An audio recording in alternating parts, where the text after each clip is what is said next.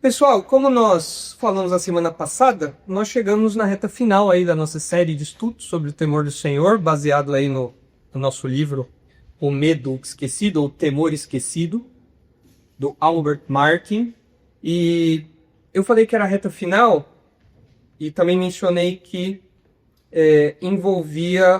abrangia, na verdade, os 3 últimos capítulos do livro, a conclusão e mais 2 capítulos. Que ele traz algumas coisas práticas aí. Então, eu juntei tudo nessa última parte aqui de considerações finais para a gente amarrar o assunto.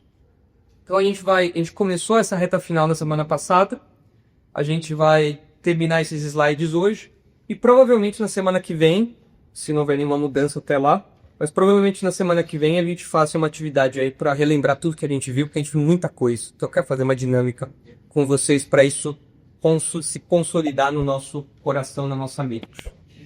E vocês devem se lembrar que no nosso roteiro de finalização aí da série, a gente está fazendo 4 considerações finais, ou melhor, estamos fazendo considerações finais em 4 áreas. São 4 relações que a gente está traçando. A relação do temor do Senhor com a retidão, que nós já vimos. A relação do temor do Senhor com a Escritura, o temor do Senhor com as amizades e o temor do Senhor com os ímpios. E com isso a gente conclui aí tudo que o autor fala sobre esse assunto. É claro que a gente, de novo, a gente está se baseando no livro, mas a gente tem falado mais coisa do que o autor trata aqui, né? Então é só um roteiro, um guia para nós aí. E na semana passada a gente falou já sobre o temor do Senhor e a retidão. A gente viu o exemplo de José, Neemias e Jó. E a gente falou sobre a questão da confiabilidade de alguém, né? A pessoa ser digna de confiança, como isso estar atrelado ao temor do Senhor, como no caso de José. No caso de Neemias, da sua integridade, um homem honesto, um homem íntegro, que agiu de modo diferente do que os políticos anteriores a ele agiram lá em Jerusalém. E no caso de Jó, a gente viu a relação disso com a pureza. Ele era um homem puro, que fez um acordo com os olhos, é uma figura, né, para falar que ele colocou um propósito, um compromisso consigo mesmo, de não olhar para nenhuma outra mulher de jeito impuro, de modo impuro. Isso, o livro de Jó abre para nós já no primeiro versículo, mostrando que estava enraizado no temor que ele tinha a Deus. Ele era um homem temente a Deus.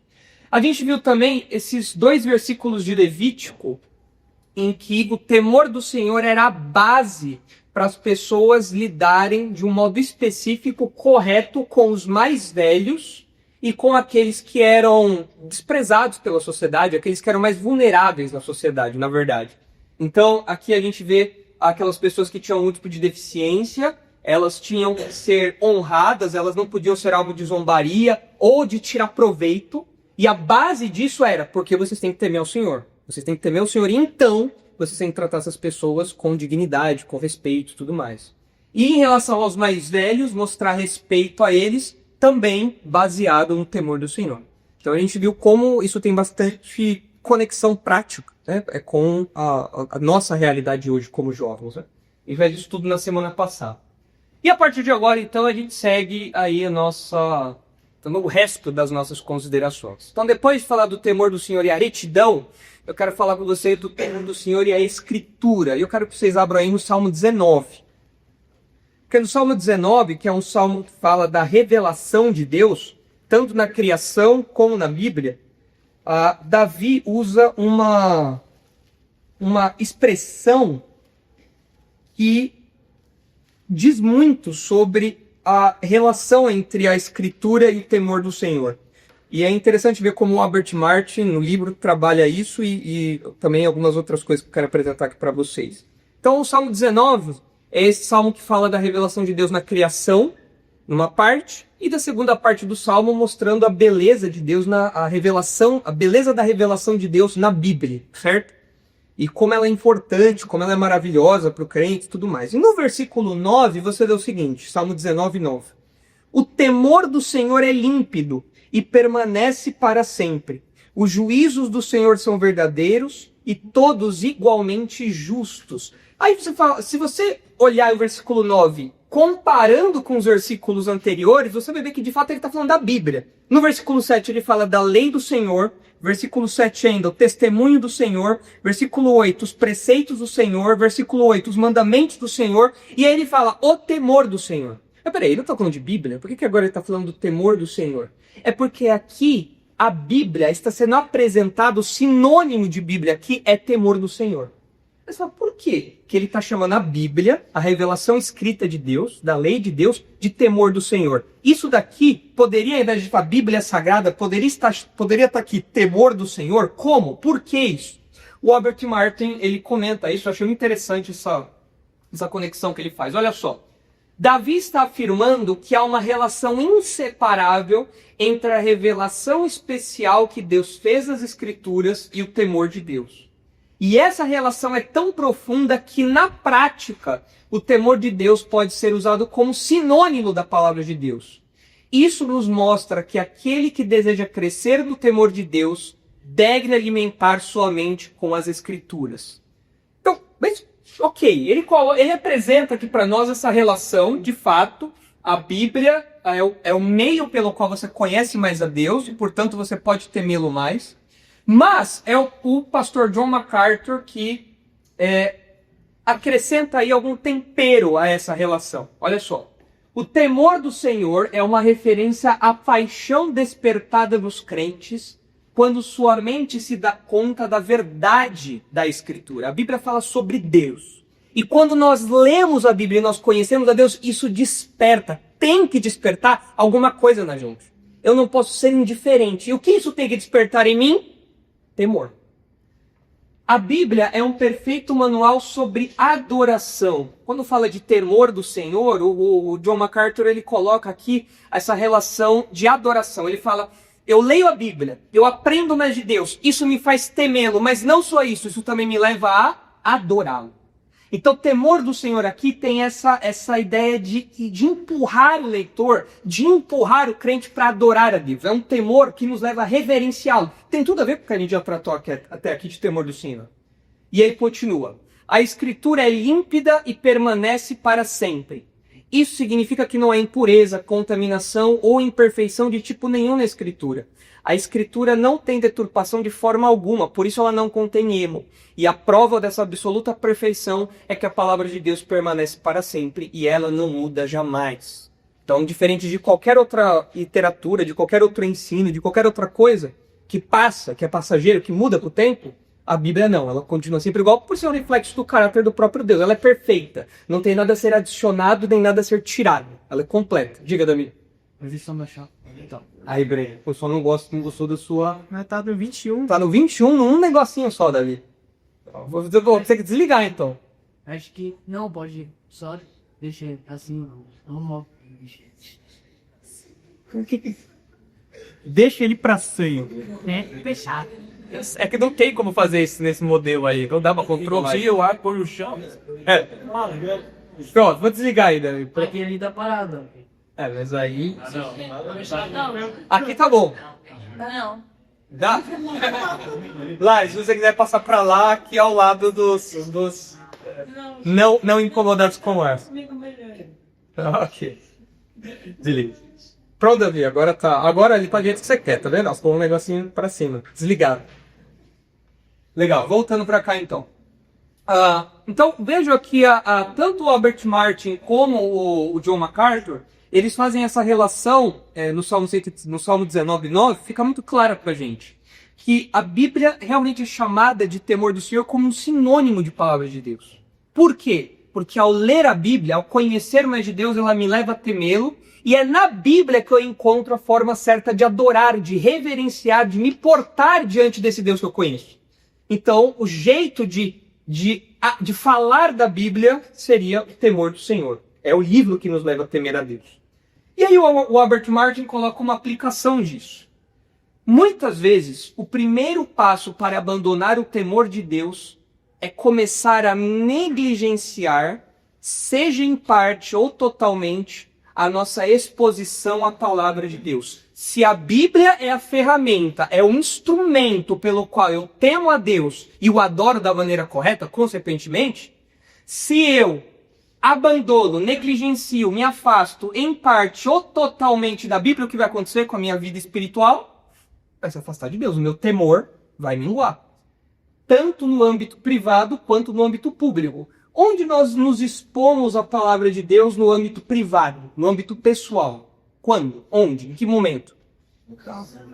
Devocional, a leitura que eu faço. Nesse momento onde só eu e a Bíblia ali. E no âmbito público?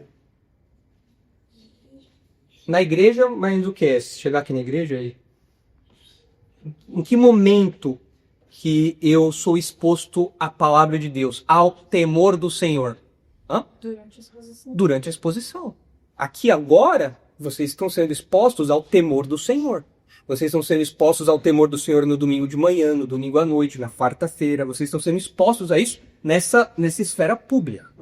E quando você negligencia a exposição à palavra de Deus, cujo sinônimo no Salmo 19 é temor do Senhor, esse constitui o primeiro passo para você abandonar esse temor a Deus. Olha como ele continua. Não há cristão que tenha vivido um ano como verdadeiro filho de Deus, que não confesse que em certos momentos Deus, Cristo, o céu, o inferno, o juízo e a piedade podem parecer tão distantes, pouco mais do que palavras e teorias. Vocês já tiveram essa sensação? Já tiveram isso? Você fala, peraí, será que tudo isso é verdade? Será que realmente a Bíblia é a palavra de Deus? Ou será que, sei lá, vai juntar um monte de coisa aí? Será que Deus realmente existe? Será que Jesus realmente morreu na cruz? Será que essa coisa de evangelho e tal? Será que tudo isso é verdade? Será que ir na igreja é realmente uma coisa importante? Será que isso faz diferença? Quem aqui nunca teve isso? Eu já tive. E surpresa, pastores têm isso também, tá? Até hoje. Essa instabilidade, muitas vezes essas dúvidas que surgem no nosso coração. Isso é normal. A nossa natureza humana, frágil, a nossa natureza humana é naturalmente incrédula, ela faz com que essas dúvidas surjam às vezes no nosso coração. Diga, B. Essas dúvidas podem surgir também por conta de pecados? Claro, podem surgir por conta de pecado também. Não só por conta de pecado, tanto que aqui o ponto nem é pecado, de algum pecado, mas a pessoa que peca, vive uma vida de pecado, ela vai se tornando insensível às coisas de Deus. E essas dúvidas vão aparecer, com certeza. Mas olha só, em ocasiões assim a pergunta surge, quem afinal eu sou? Em quem realmente creio? Como essas verdades podem fazer parte de mim e ao mesmo tempo parecer tão distantes de mim? A resposta, muitas vezes, embora não sempre, é bastante simples. Houve uma erosão na exposição sistemática, consistente e na assimilação da palavra de Deus. Interessante essa relação que ele põe aqui. Se eu tenho pouco contato, se eu sou pouco exposto à palavra de Deus, o meu temor a Deus diminui. Ele começa a sofrer erosão. Ele vai se desgastando, ele vai se enfraquecendo. A minha postura diante de Deus vai ficando mais distante. Aquelas verdades que me incendeiam no momento, aquelas verdades que parecem tão claras para mim quando eu estou próximo de Deus, conforme eu vou me afastando da exposição da Bíblia, essas coisas vão se tornando distantes de mim também. E as dúvidas vão tomando espaço no meu coração. Então, a relação de temor do Senhor com a Escritura é fundamental. Se você quer ter a resposta firme, sólida para esses momentos de dúvida, você precisa estar próximo da palavra de Deus. E se você se afasta da palavra de Deus, muito provavelmente, um dos fatores é porque uma das consequências, muito provavelmente, vai ser essa falta de temor do Senhor. Você vai parecer uma coisa distante, artificial, uma coisa que tem alguma peça ali que está faltando e você não sabe o que é. Agora, se a palavra de Deus é uma coisa tão importante, note o que ele falou, a exposição à palavra de Deus, é você estar exposto a isso, ter um contato com isso. Se isso é tão importante para a gente temer a Deus, e temer a Deus é uma coisa tão importante na vida do crente, por que semana passada faltaram 30 pessoas na reunião do Darash? E por que hoje tem um monte de banco vazio num grupo que tem quase 70 pessoas? Tudo bem, hoje é feriado, na semana passada não era. Por que tem tanta gente que some por semanas do culto? Por que na quarta-feira vem 15, 20 pessoas nos cultos de quarta? Qual é ser o resultado disso na vida da vida do povo de Deus? Qual vai ser o resultado disso na vida das pessoas? Isso tem que nos incomodar, isso tem que ser incômodo mesmo, isso tem que causar em nós uma sensação de, peraí, tem alguma coisa que tá errado isso. Eu não posso perder as oportunidades de me expor ao temor do Senhor. Se eu preciso temê-lo, se isso é essencial para a minha vida cristã, se isso é essencial para que eu cresça, eu preciso me expor à palavra de Deus em privado. E aí eu não consigo ver como é a dinâmica da vida de cada um de vocês. Eu não sei dizer o quanto vocês se expõem à palavra de Deus, o quanto vocês ouvem sermões durante a semana, o quanto vocês leem da Bíblia. Eu não consigo controlar isso, mas os meus olhos conseguem ver a presença das pessoas aqui na igreja. Como pode alguém querer temer mais a Deus e não se expor à palavra de Deus, aos momentos em que a palavra de Deus é apresentada, exposta, explicada, aplicada e tudo mais? Eu acho que isso revela um problema da nossa geração. Da nossa geração, de os mais velhos, mais novos em geral. Eu acho que existe um problema. E isso explica por que a nossa geração é pouco temente a Deus. A nossa geração não é reconhecida por ser uma geração piedosa. Você olha para os antigos, os puritanos, os crentes do passado, eles tinham seus defeitos, é claro, como todo mundo, mas você tinha homens exemplares, mulheres exemplares. Hoje, eu acho que nós não somos o mesmo referencial que essas pessoas do passado eram. O que vocês acham disso? Considerações. Concordam, discordam? Acho que tem a ver, não tem a ver? Alguma outra perspectiva?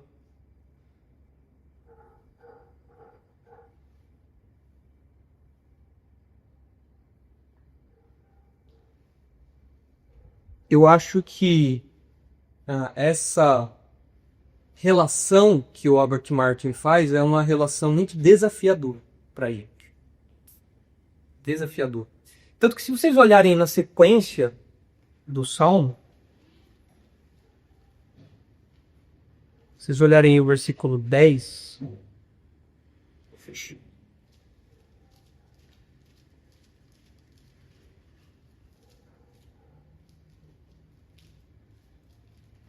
vocês vão ver que, olha só o que Davi fala. Dos juízos do Senhor, do temor do Senhor, da Bíblia, são mais desejáveis do que o ouro, mais do que muito ouro depurado, e são mais doces do que o mel e o destilar dos favos. Será que a gente ama, deseja a Bíblia desse jeito aqui que Davi apresenta? Mas isso era de outra época, né? Hoje em dia a gente tem mais coisas para desejar, né? Hoje em dia a gente divide mais as coisas, é outro tempo e tal. Mas isso daqui tem que estar presente no coração de todo servo de Deus.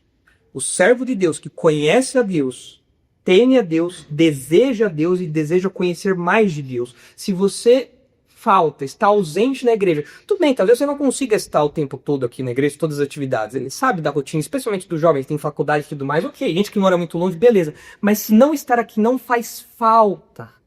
E aqui eu não estou falando da comunhão, estou falando da exposição, de você vir para ouvir a palavra de Deus. Se você não sentir falta disso, você não tem essa disposição aqui do salmista. Esse desejo, esse amor pela palavra de Deus, você não tem isso. Tem algo de errado aí. Isso vai te levar a uma vida de menos temor a Deus. E uma vida de menos temor a Deus vai levar a uma adoração negligente, manca, falha, a um relacionamento distante, frio, cada vez mais impessoal. As dúvidas vão se apoderar do seu coração, porque você se afastou da fonte do temor do Senhor. E aí? Considerações ou podemos ir para o ponto 3? Vamos para o ponto 3, então depois vocês comentam do todo. Terceira relação. O temor do Senhor e as amizades. Olha o que diz aí o Salmo 119, 63. Yad, eu sei que semana passada você não viu que você estava internado, tá? Nunca. Eu precisava dar uma de louco lá no hospital. Eu vou na marcha! Esse calo caprão pico. Gente, eu não sei, eu não consigo acompanhar a rotina de cada um. É uma avaliação que só você pode fazer. Se as suas faltas, se as suas ausências são legítimas ou não. É uma coisa que só você pode avaliar. E você sabe que às vezes você falta por motivos banais, às vezes. Todo mundo já faltou, vai faltar ou falta por motivos banais. Você avalia o seu coração. Mas se você coloca na sua cabeça, eu preciso me expor ao temor do Senhor, isso talvez mude aí a sua disposição a não faltar por motivos banais. Olha aí o Salmo 119, 63. Agora avançando aí para a relação do temor do Senhor com as amizades. Salmo 119, 63. Companheiro sou de todos os que te temem e dos que guardam os seus preceitos. Olha aí a relação paralela em que ser companheiro dos que temem é paralelo de guardar os teus preceitos, os que guardam os seus preceitos. Então, temer ao Senhor é sinônimo de guardar os seus preceitos, obedecer o que Deus diz. Isso é guardar os preceitos, é obedecer o que Deus diz. Esses são os que temem a Ele. Os que temem a Deus são os que obedecem a Deus. E o texto fala aqui que o autor é companheiro, é amigo dessas pessoas.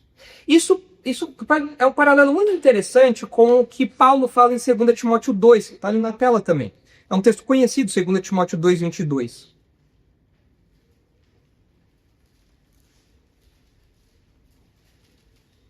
Segundo Timóteo 2, 22 fala assim: foge outro sim das paixões da mocidade. Paixão da mocidade aqui, a gente já explicou em outras ocasiões, não é apenas, não se limita à questão sexual, essa questão dos impulsos da carne. Aqui nesse contexto é a ideia do jovem que é briguento, do jovem que gosta de se colocar como o detentor de toda a verdade. Então essa postura é uma paixão aqui, ok? Uma coisa que naturalmente o jovem faz. Então o Paulo está falando, foge disso, principalmente, mas é claro que existem outras paixões da juventude também, tá bom?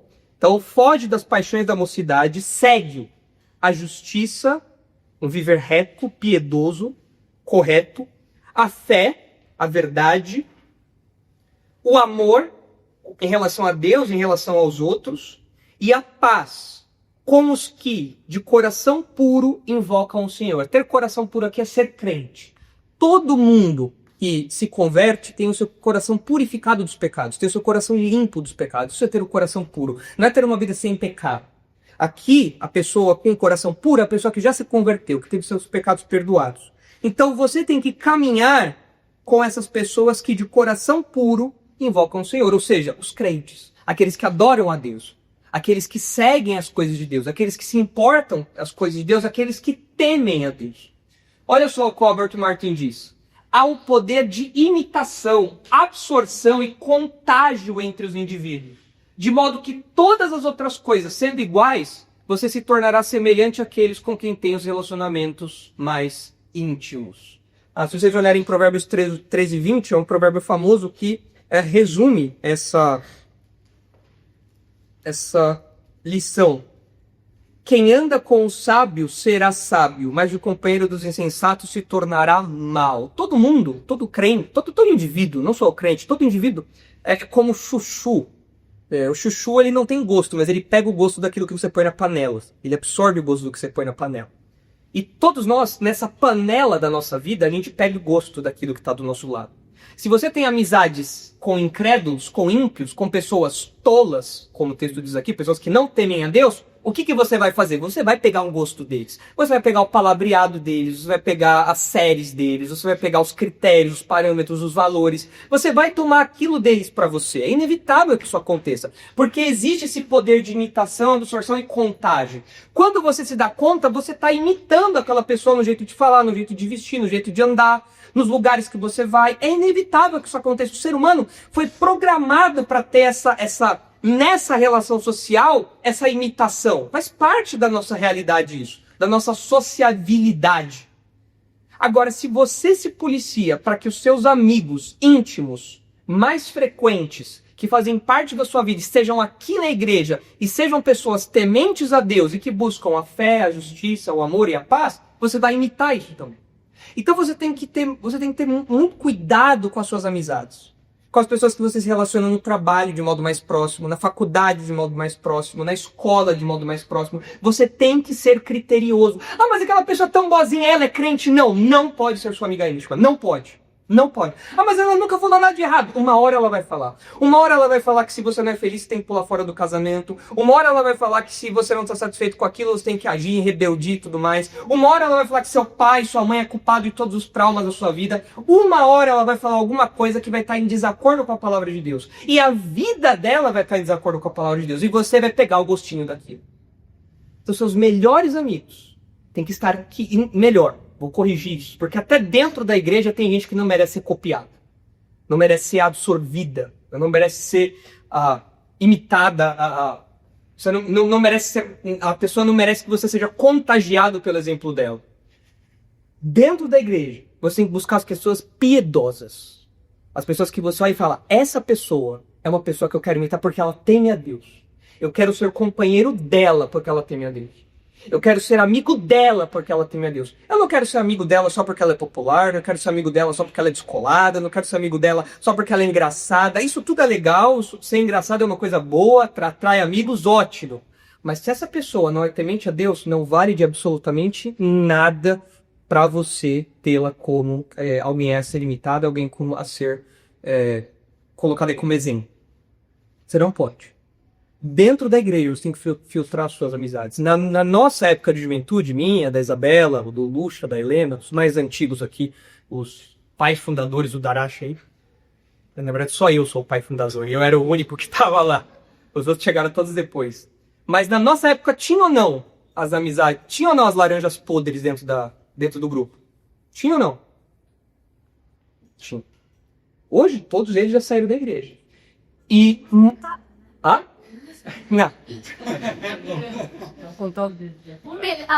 O que eu acho meio engraçado é que todo mundo que já dava um certo problema, uma hora foi pra desmistificar, né? Uma hora foi o quê? Pra reunião? Disciplinar, sim. Que se um deles saiu, tipo, nossa, Não, todos eles saíram. Todos eles saíram por disciplina eclesiástica. Todos eles saíram aprontando, causando na igreja. E os pais sábios, os pais que olhavam para aquelas amizades e falavam, filho, não seja amigo íntimo daquela pessoa. Eles estavam certos. Olha, não seja amigo íntimo daquela pessoa, porque aquela pessoa é treta. Aquela pessoa tem alguma coisa de errado lá. E esse grupo todo saiu, mas estava aqui dentro da igreja. Dentro da igreja. Pode ter gente que não é boa amizade para você. E você tem que saber discernir isso. E como? Qual é o critério? Aquela pessoa teme a Deus? O jeito que aquela pessoa fala mostra que ela teme a Deus? Ou ela fala de modo irreverente, às vezes só com uns palavrãozinhos aqui e ali, vendo que não está muito preocupada com isso, que talvez fora da igreja ela fale com mais frequência isso. Os gostos dela são gostos de quem temem a Deus, ou ela é aquela pessoa que sempre vê as coisas questionáveis? Tem um filme, tem uma série que todo mundo fala, olha, acho que isso aí não é legal. Não, mas eu vejo, não tem problema, porque o crente é livre e tal. Você fala, mas você não se incomoda com isso? Não me incomodo não, imagina, eu sou maduro. Aquela pessoa que é mais falta do que vem da igreja, mas é sua super amiga. Nossa, a pessoa te encontra em todos os lugares, menos na igreja. Não, cara, eu te conheço mais fora da igreja do que dentro da igreja, você é membro da igreja. Essa pessoa não é uma beleza. Essa pessoa mostra que ela não teme a Deus. Não é uma boa companhia para você. E se você andar perto dela, você vai pegar o rosto dela. Não tem jeito. Então, o Salmo 119 coloca aí. Nós temos que ser amigos daqueles que temem a Deus, daqueles que obedecem a Escritura, aqueles que obedecem a Bíblia. Esses têm que ser os seus amigos. E por mais que às vezes, talvez a pessoa não seja assim, poxa, eu não tenho tanto papo com a pessoa, eu não tenho, sei lá, tanta abertura com a pessoa gosta de uma coisa, eu gosto da outra. Tudo bem, ela teme a Deus? Teme. Então eu vou valorizar a amizade dela. Eu vou valorizar o conselho dela, eu vou valorizar estar com ela, eu vou valorizar caminhar com ela. Ela vai ser a minha amiga. Eu vou ser zeloso com isso. Essa relação aí das amizades e o temor do Senhor. E por fim, em último lugar, a relação do temor do Senhor com os ímpios. Aqui é uma palavra de alerta, porque eu falo para todos aqui, e falo até para os que ouvem depois em casa, na internet, mas eu não sei quem é crente de fato, lá no coração. Eu não consigo ver o coração. Eu vejo o que vocês professam. Eu vejo o que vocês testemunham, mas eu não sei o coração de vocês. Eu não tenho raio-x. Pastor não tem o raio-x. Né? Tem algumas pessoas que a gente olha com mais facilidade e fala, isso aí é minha frente. Né? Mas alguns a gente fala, não, isso aqui ele disse ser crente, mas não sei se é mesmo de fato. Né? Enfim, os frutos são loucos. Eu acredito que seja crente, mas não tem como eu ver o coração de cada um de vocês. Eu acredito que vocês aqui sejam crentes, porque pelo menos o evangelho vocês ouvem todo final de semana. Mas, se você não é crente, esse último ponto é para você. Olha o que diz aí o Salmo 10.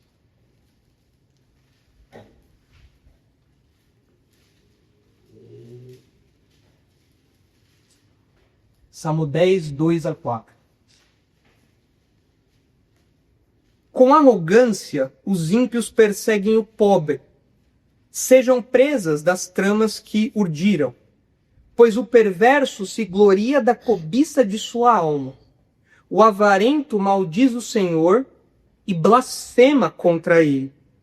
O perverso, na sua soberba, não investiga. Que não há Deus são todas as suas cogitações.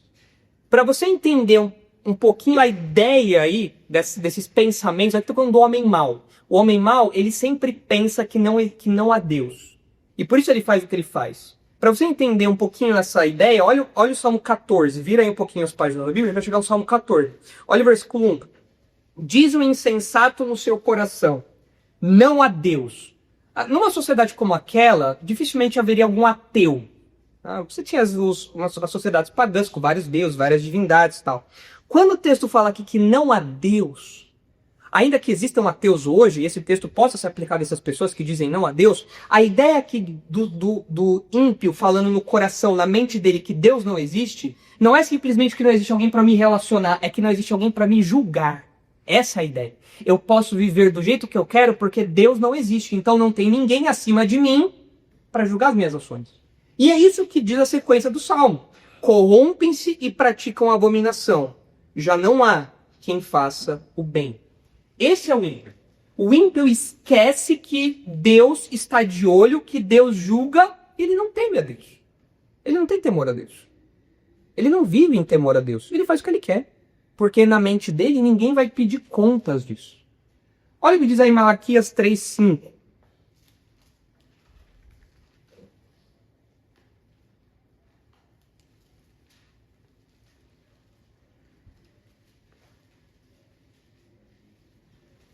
Malaquias 3:5. Chegar-me-ei a vós outros para juízo. Serei testemunha veloz contra os feiticeiros e contra os adúlteros e contra os que juram falsamente.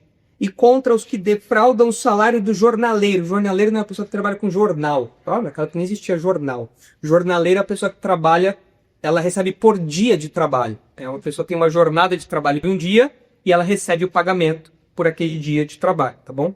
Talvez alguma tradução aí já tenha colocado uma palavra mais próxima da gente. E oprimem a viúva e o órfão, e torcem o direito do estrangeiro, e não me temem, diz o Senhor dos Exércitos. Olha aqui o que o Albert Martin fala sobre esse versículo.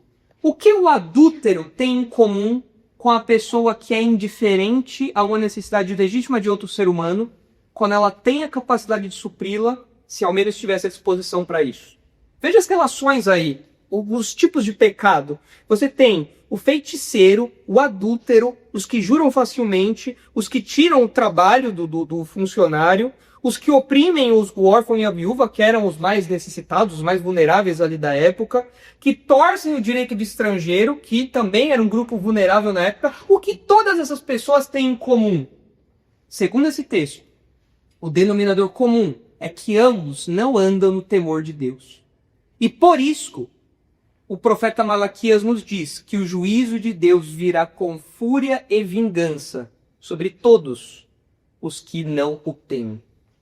Não temer a Deus não é apenas uma coisa que vai te... eu não temo a Deus, então eu vou ter uma vida que talvez com alguns probleminhas aqui e acolá, algumas dificuldades aqui e acolá, perder algumas amizades aqui e acolá, talvez passar por alguns apertos ali.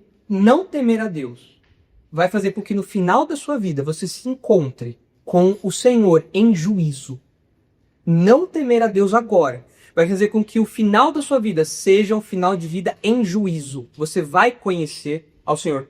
De fato, todos os caminhos levam a Deus. A questão é saber se você vai encontrá-lo como Salvador ou como juiz. E aqui essas pessoas vão encontrá-lo como juiz. Porque em sua vida, ao longo de sua vida, elas não temeram a Deus. E olha o que diz aí Provérbios 23.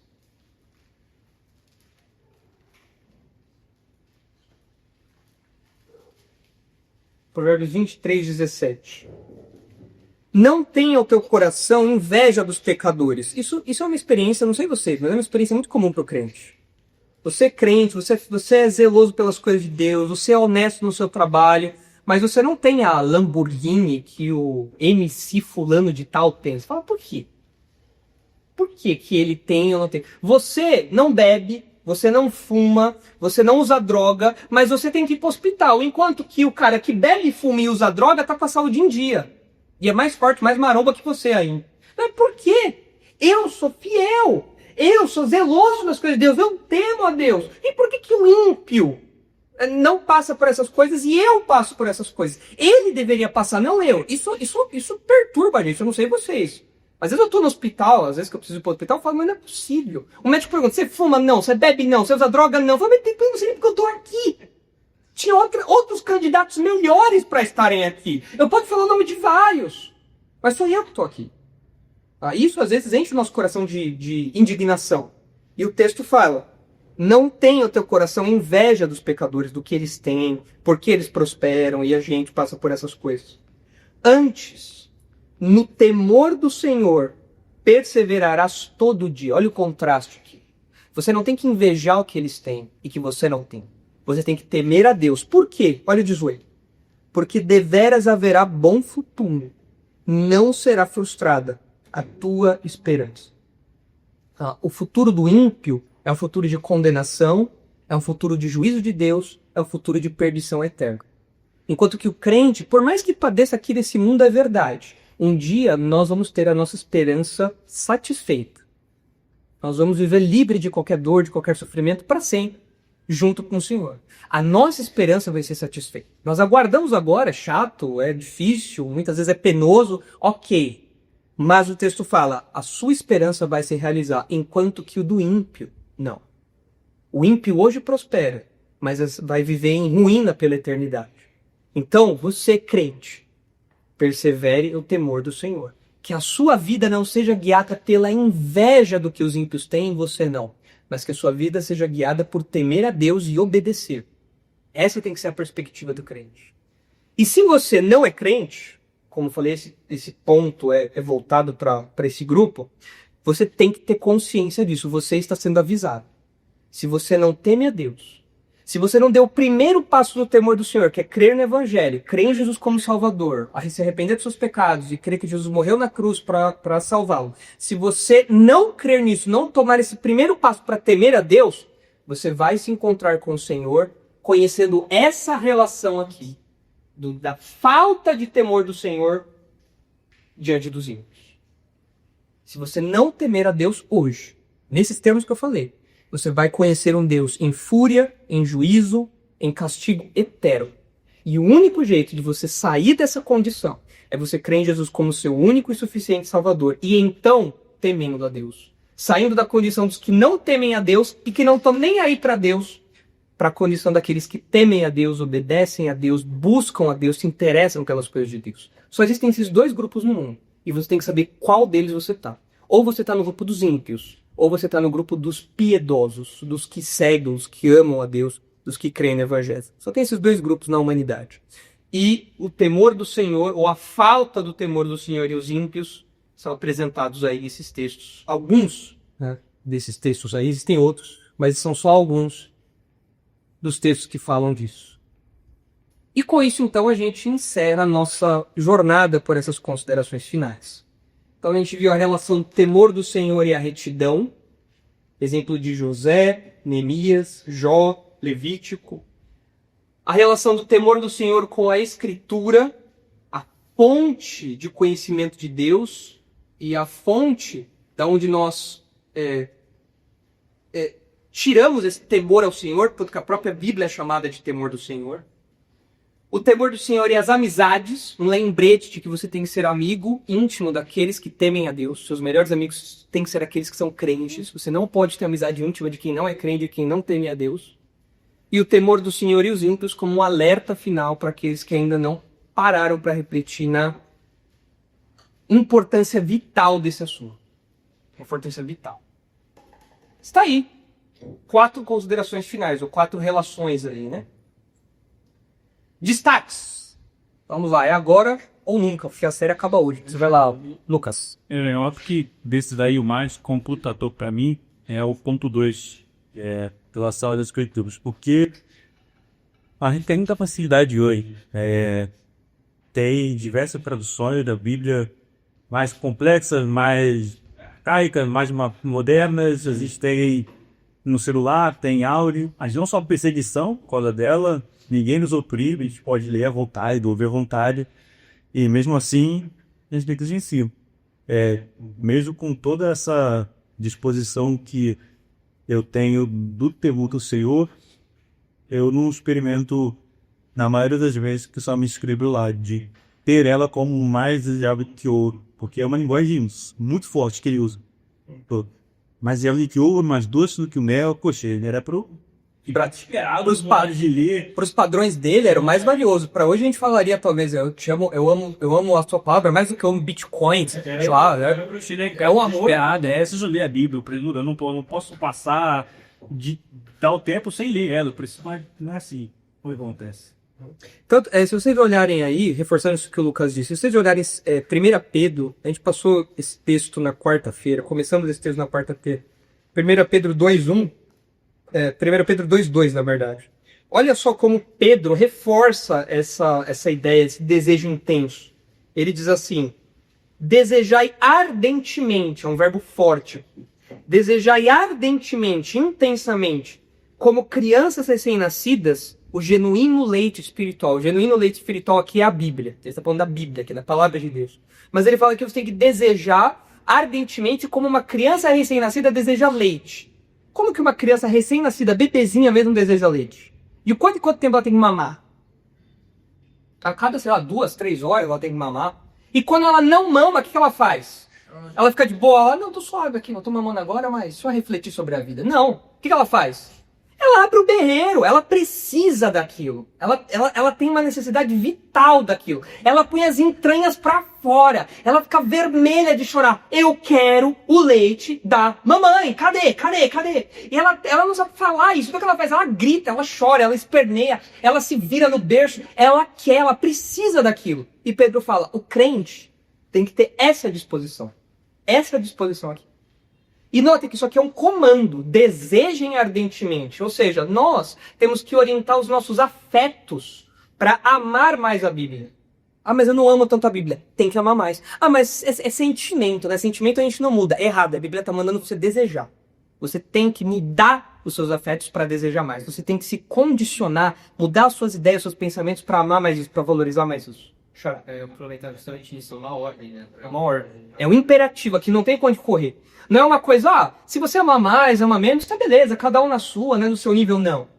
Todo crente tem que desejar ardentemente. E é muito curioso, porque parece que a gente naturalmente tem dificuldade de pegar afeição por esses assuntos por Bíblia, para existir. Carinha, às vezes, tipo, passou a busca, mas faz alguma coisa, começa a ter essa intenção ou nada. Se envolve, né? Aí eu começo a pegar alguma coisa, sei lá, leitura bíblica, algum sermão, é fácil me distrair. Parece que é uma coisa assim, que não tem explicação. Todo mundo, quando faz outra coisa, tem hiperfoco. Quando é na Bíblia, todo mundo tem TDAH. Ah, todo mundo, nossa, que interessante isso daqui, né? Olha, eu não sabia que o cimento era feito desse jeito. Pra que você tá... Qual que é a relevância disso? Nossa, muito legal. Olha aqui, as pedras, elas vêm, interessante, né? Olha como que é, olha... Você sabia como é feito o sal do Himalaia? Olha que legal e tal. Olha, os molhos fazem isso. Olha, você sabia como funciona o sistema digestivo de uma Yama? Eu falo, nossa, que legal. Agora, quando é coisa da Bíblia, esquilo. Perde foco rápido, né? Você tá lá lendo, você perde foco. Então, a gente tem uma deficiência que tem que ser corrigida. É uma luta contra a nossa carne. O que mais? Que outras considerações? De todos os pontos aí que falamos. Um ponto lá. Quem tá falando? Break. Na questão do ponto Potter, acho que é muito fácil você querer ficar com inveja das coisas que o Inter tem, dele, né, que está se dando bem na vida ao invés de você. Você que faz tudo certinho, você que teme a Deus, você que é comercial. Pensar, pô, vale a pena ser crente? O cara é que é injusto e tá tendo uma vida melhor que a minha e eu que estou fazendo as coisas tudo certinho, estou passando por tantas dificuldades. Aí, mas e que ajuda também o crente nisso é que o salmista também disse a mesma coisa, não é rebelde, porque o Senhor coloca ele em lugares escorregadinhos. O salmista, ele tava com essa inveja até ele entrar no templo. Aí ele lembrou, peraí, final do ímpio é diferente do meu final. O final do ímpio é o final onde Deus o coloca em lugares escorregadios e no final ele vai experimentar a ira de Deus, o juízo de Deus. O crente não. Então, essa relação é interessante. O que mais? Qual mais? De todos esses 4 itens aí, qual mais chamou a atenção? Eu falar da escritura, falar dos ímpios. Qual vocês acham que é mais difícil para o jogo? Ah, desculpa, Nadezinha, volta de eu. Eu acho que é a questão porque a igreja a gente sabe que o Deus de estar mais dessa sanidade.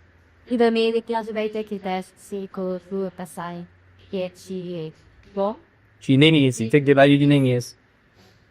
que é para dedicação e trabalho, ser diligente com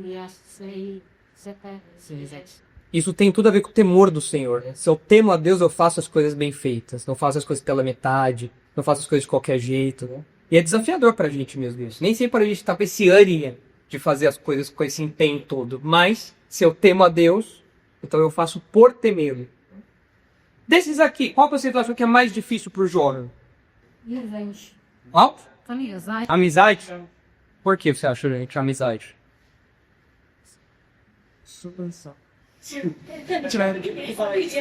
Só soltei. Ai, Pascal, que eu tava pensando, aí você perguntou, é uma amizade. Mas eu acho que quando você é jovem, você tem se você é mais falante, que você gosta de falar, que você gosta de se realizar, se pode sair, você gosta de divertir. E aí, Tipo você, assim. Não. Não, a pessoa se socializa, tal. Não, agora eu sou caseira, né? Você é casada, não caseira. Caseira? É, casada e caseira. Ela é caseira, né? Porque casei com nunca pensa com corceitos. Show. Eu acho que quando você é jovem e volta de fazer essas coisas assim, aí chega na faculdade, daí aquela animação, né? Vamos lá, vamos, legal, papá. Tem aquele efeito manada também, né? Você vê todo mundo indo, você vai, nossa, que legal, vamos lá e tal. Não sei lá, papá. aí quando você vê, né, calar. E eu não sei se foi uma faculdade. Tá balada, eles falou assim, vamos lá, que sendo faculdade anterior, né? Tá tendo... Odeio. Aí, ó. Era uma peca caipira no terreiro da faculdade, né? E não era Pisser Baldal, que só vamos lá, aquele vamos pro fumaça.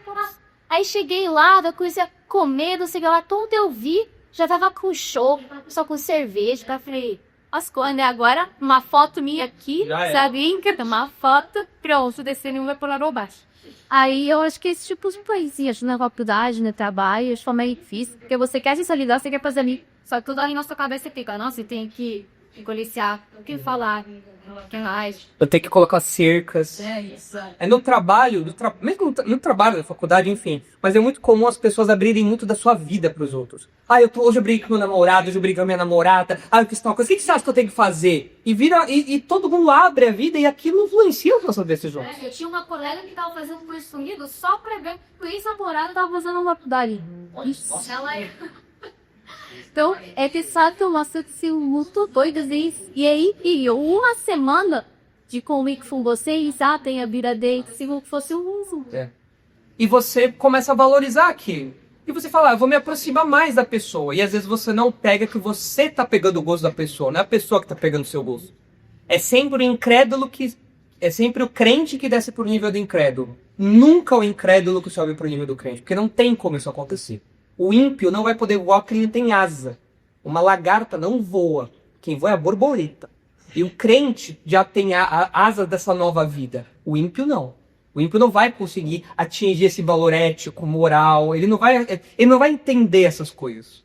Então é você que vai descer pro nível do incrédulo para se adaptar e absorver ali a vida dele.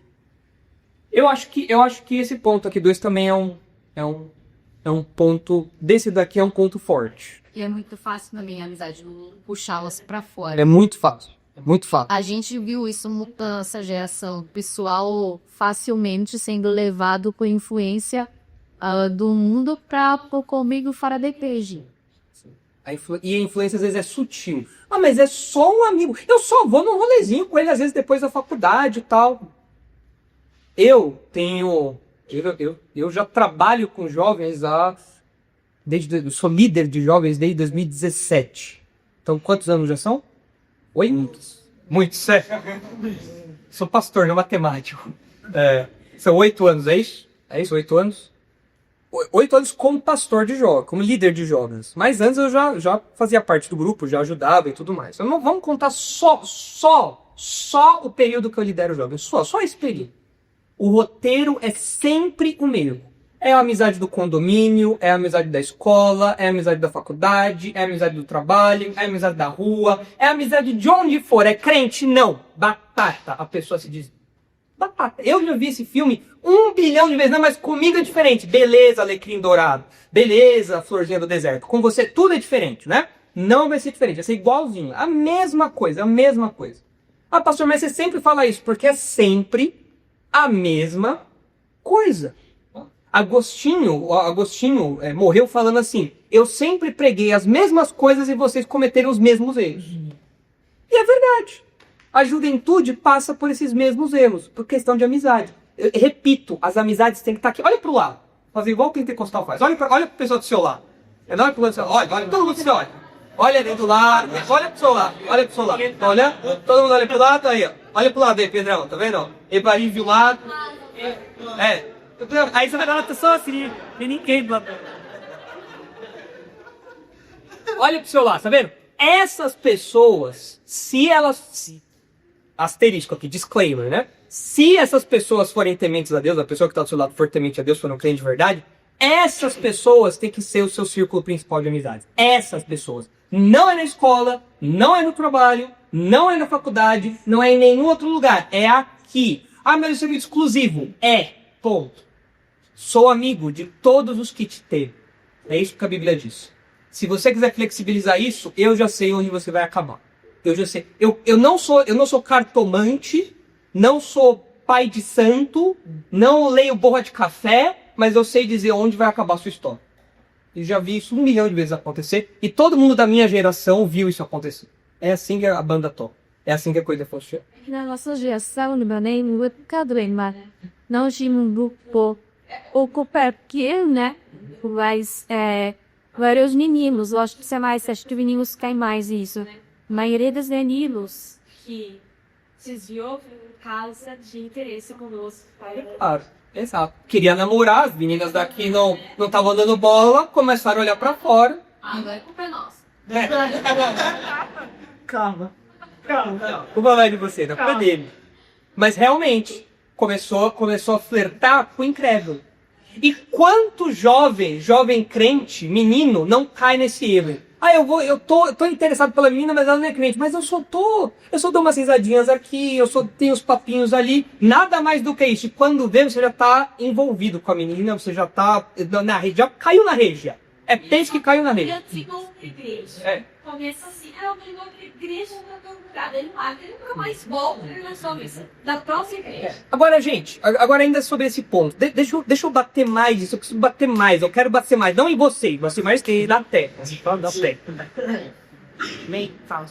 Ou se essas amizades têm que ser com aqueles que temem a Deus, ou seja, os crentes, por que tem tanta gente que falta tanto nas coisas da igreja? Se você vai ser amigo de alguém, você não consegue desenvolver uma amizade, a não ser que hoje em dia seja diferente, mas até onde eu sei, para você desenvolver amizade, você tem que conviver com a pessoa, você tem que estar com a pessoa. Você fica de segunda a sexta convivendo com o incrédulo. Você fica de segunda a sexta ouvindo lixo. Você fica de segunda a sexta ouvindo tudo contrário do que a palavra de Deus diz. E no sábado e domingo, você não vem na igreja. São 2 contra 5. 5 dias ouvindo lixo, 2 dias convivendo com pessoas tementes a Deus que pensam igual você.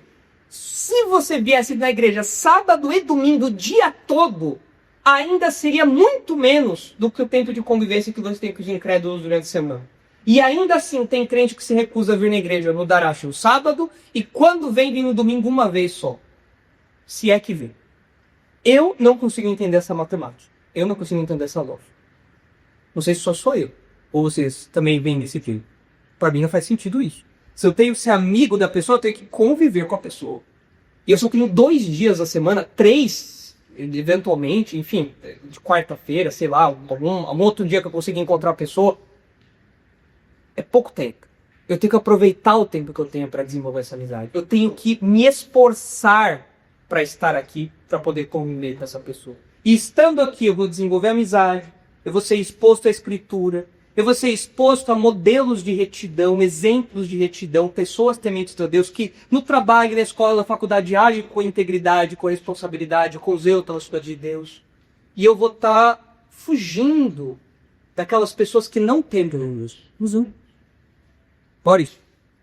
Pastor, eu acho estranho, e isso já aconteceu comigo algumas vezes, e quando a gente se aproxima de amigos, e a gente passe a querer trazê-los para mais perto do convívio, do culto, ou da inserção para o núcleo, e a gente passe a cobrar, ei, você não veio semana passada, ou você não veio comigo, essas pessoas começam a se abastar. Bom, eu acho que isso é algo muito esquisito para nós. Você às vezes pergunta até de modo... Às vezes não precisa nem ser uma cobrança. Você pergunta, onde você tá no final da semana que eu te vi? A pessoa, ela se sente denunciada. E ela se afasta. Mas ela se afasta não para ficar isolada. Ela tem amigos. Todo mundo tem amigos. Ninguém é uma ilha. Se você não tem amigos aqui, você vai ter amigo em algum outro lugar. Com certeza você vai ter amigos em algum outro lugar. E muitas vezes é o caso da pessoa que reage desse jeito.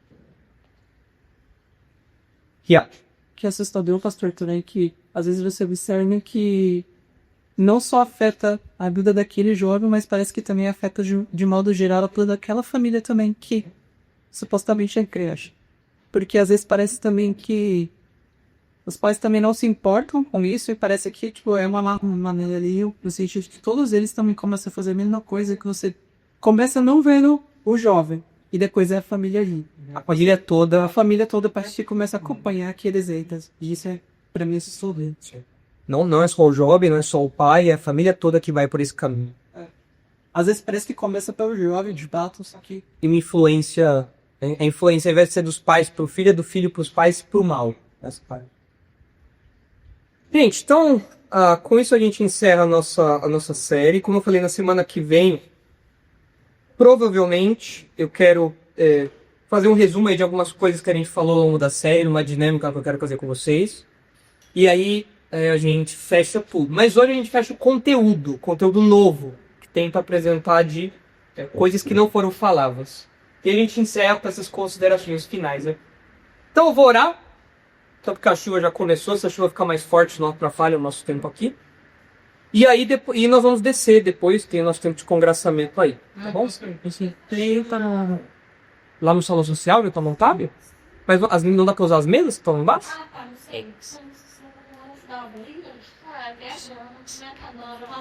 Acho que era no salão local, não. Não é salão social, acho que é. E mesmo que esteja montado, dá pra usar, ó. O que você pode ver? Tem no bolos ali que sobraram no... O remar, né? E já pode pegar pra comer, e também tem refrigerantes na geladeira. Então a gente pega aqui e desce o salão de som. Eu vou orar, gente, aí nós terminamos. Senhor, nós agradecemos pelos estudos que tivemos até aqui sobre esse tema, um tema tão relevante, um tema tão importante. Obrigado por ter, de fato, nós pudemos perceber o quão central é isso na sua palavra. Não resta dúvidas para nós de que o temor do Senhor é o princípio da sabedoria de modo completo. Nós não podemos nos aproximar do Senhor sem temê-lo. E pedimos que o Senhor nos ajude a temê-lo mais. Nós queremos ter uma vida mais reta em temor ao Senhor. Nós queremos adorá-lo e conhecê-lo mais na Escritura em temor ao Senhor. Nós queremos ter amizades corretas que temem ao Senhor. Nós queremos ser diferentes do mundo que não teme ao Senhor. Ajuda-nos isso tudo, por favor. Abençoa agora nosso congraçamento, nosso retorno para casa e as atividades de amanhã. É o que nós pedimos, em nome de Jesus. Amém.